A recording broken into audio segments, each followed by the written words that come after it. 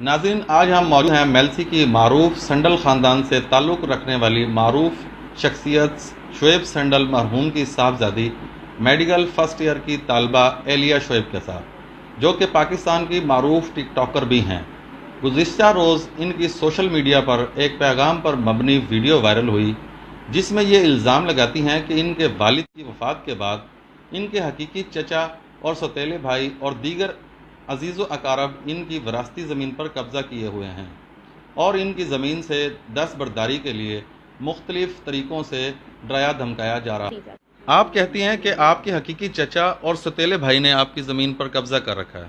یہ زمین آپ کے والد کے نام ہے یا آپ کے نام ہے؟ زمین میرے والد کے نام جو تھی اس کی وراثت ہو چکی ہے، لیکن ہمیں لیگل ڈاکومنٹس فراہم نہیں کیے جا رہے۔ جو کمپیوٹرائز زمین ہے اس کی بھی وراثت ہو چکی ہے۔ ہم اے سی کے پاس گئے، ہم ڈی سی کے پاس گئے، انہوں نے ہماری فائلز، ہماری اپیلز بغیر دیکھے باہر سے سائن کروا کے باہر بھیج دی۔ ہم نے سٹیزن پورٹل پر بھی کمپلین کی، لیکن کمپلین کو ڈی سی کے پاس بھیجا جاتا ہے، اس کے بعد اے سی کے پاس بھیجا جاتا ہے اور اے سی اس کمپلین کو ریویو کر کے بند کر دیتے ہیں اور کیس کلوز ہو جاتا ہے ہمارا۔ جی، اور اس کے بعد یہ ہوا کہ ہمارے گھر کے باہر فائرنگ کی گئی، ہمیں ٹریک کرنے کی کوشش کی۔ ایون یہ ہوا کہ ہمیں ہمارے گھر سے تنگ آ کر ہمیں وہ چھوڑنا پڑا۔ ہم یہاں اپنا سب کچھ ہونے کے باوجود، اپنی زمینیں ہونے کے باوجود، سب کچھ ہونے کے باوجود بھی کرائے کے گھر میں رہ رہے ہیں۔ آپ پڑھی لکھی ہیں، وراثتی زمین تو خود بخود انتقال ہو جاتا ہے، اس کا منتقل ہو جاتی ہے، تو آپ کو کس قسم کی دشواریوں کا سامنا کرنا پڑا؟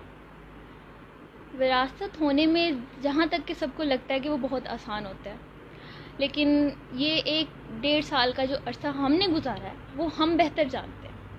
ہم نے جگہ جگہ اپیل کی، A C office, D C office, وہ ہماری بات تک نہیں سنتے تھے۔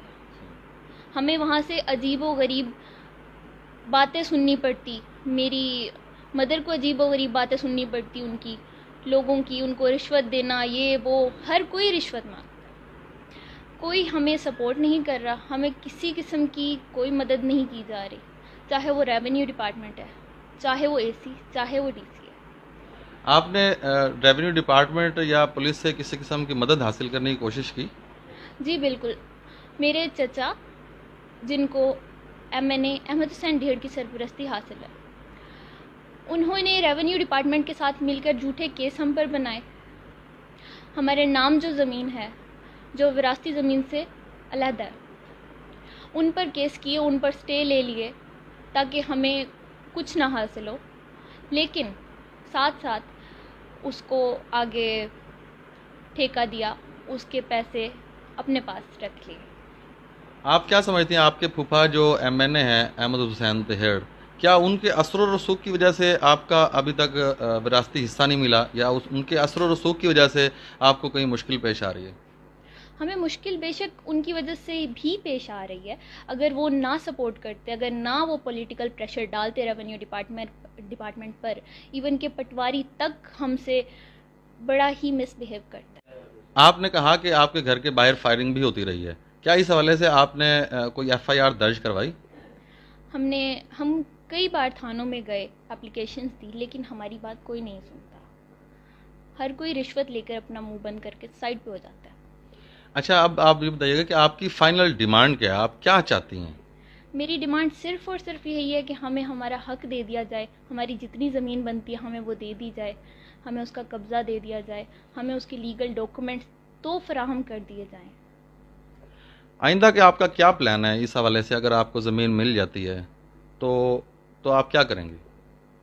ایک نارمل لائف گزاروں گی جیسے ہر کوئی گزارتا ہے، لیکن میرے دل میں یہ بات ہوگی، میں لوگوں کو یہ بات بتا سکوں گی کہ اس ملک میں انصاف کی امید ہے۔ آپ کی ویڈیو سوشل میڈیا پر وائرل ہو چکی ہے، کیا آپ اس کے اثرات سے ذہنی طور پر تیار ہیں؟ جی بالکل، اس کے اثرات میری زندگی پر، میری فیملی پر بہت زیادہ ہیں۔ جیسے کہ میں اپنی اسٹڈی پر فوکس نہیں کر پا رہی، بالکل، اور ان فیوچر مجھے بہت سارے اس سے میرے فیوچر کو تھوڑا، آپ جانتے ہیں جیسے کہ اگر کسی کی لائف آ جاتی ہے سوشل میڈیا پر، تو بعد میں جب لوگ ان کو دیکھتے ہیں تو لوگ اپنے پوائنٹ آف ویو سے ان سے بات کرتے ہیں، اپنے پوائنٹ آف ویو سے ان کو یا کچھ کہہ دیتے ہیں، یا لوگوں کو سچویشن کا پتہ نہیں ہوتا. جیسے کہ ابھی بھی بہت سارے لوگ مجھے یہ کہہ رہے ہیں کہ کیا پتہ آپ فیم کے لیے اس طرح کر رہی ہو، کہ کیا پتہ آپ ان کو ڈیفیم کرنے کے لیے اس طرح کر رہی ہو، جبکہ مجھے اس سب کی کوئی ضرورت نہیں ہے. میں صرف یہی اپیل کرتی ہوں کہ مجھے میرا حق دے دیا جائے، ہم لوگ چپ کر کے سائڈ پر ہو جائیں گے. لیکن یہاں ہماری بات تک نہیں سنی جا رہی. میرے والد کی وفات کے بعد فوراً ہی میرے سوتیلے بھائی، میرے چچا، بہت ہی اچھے بنے. ہمیں انہوں نے یقین دلایا کہ آپ کو آپ کا حق ضرور ملے گا، آپ کو ایک ایک مرلہ دے دیا جائے گا. 1 مہینہ گزر گیا، 2 مہینے گزر گئے، تیسرا مہینہ آ گیا. میرے چچا نے ہمیں کہا کہ ہمیں حساب دے دو جو تمہارے والد کی وفات پر خرچہ ہوا ہے، جو ہم لوگوں نے جمعراتیں کی ہیں، ہمیں ان کے پیسے دے دو، تم لوگ جاؤ سائٹ پر، تم لوگوں کی کوئی زمین نہیں ہے. ہمیں یہاں تک کہہ دیا گیا. اور پھر جب ہم نے ان کو کہا کہ ہم لوگ کیس کر دیں گے تو انہوں نے ہماری زمین پر سٹے لے لیا. سٹے لینے کے باوجود بھی وہ ہم سے کانٹیکٹ میں رہے اور انہوں نے ہمیں کہا کہ ہم کر دیں گے کچھ مہینے تک، 1 مہینے تک کر دیں گے، 2 مہینے تک کر دیں گے، اس سے بات کر لیں، آج یہ مسئلہ ہے، کل یہ مسئلہ ہے، ٹھیک ہے. لیکن اس کے بعد جب ہم نے تنگ آ کر، جب ہمیں کوئی خرچہ نہیں دیا جا رہا تھا، ہمیں ہماری زمین کا حساب نہیں دیا جا رہا تھا، ہمیں اس کا قبضہ نہیں دیا جا رہا تھا، تب ہم نے تنگ آ کر عدالت میں ایک کیس کیا. اس کیس کے بدلے میں انہوں نے ہمیں دھمکیاں دی، ہمیں سنگین نتائج کی دھمکیاں دی جاتی ہیں، اور کہا کہ اگر آپ لوگوں نے اس کو مزید کنٹینیو کیا یا مزید کوئی سٹے لیا یا مزید اپنا حق مانگا تو آپ کو کسی نہ کسی سنگین نتائج کا سامنا کرنا پڑے گا. اس کے بعد یہ ہوا کہ ہم دفتروں کے چکر لگاتے رہے، ہم اے سی کے پاس گئے، ہم نے ان سے ریکویسٹ کی کہ ہمارا یہ کام کر دیا جائے اور جلد از جلد کر دیا جائے. میرا یہ مطالبہ ہے کہ ہمیں انصاف دیا جائے، ہمیں ہمارا حق دے دیا جائے. میرا وزیر اعظم پاکستان عمران خان صاحب، عثمان بزدار صاحب سے یہی مطالبہ ہے کہ ہمیں انصاف دے دیا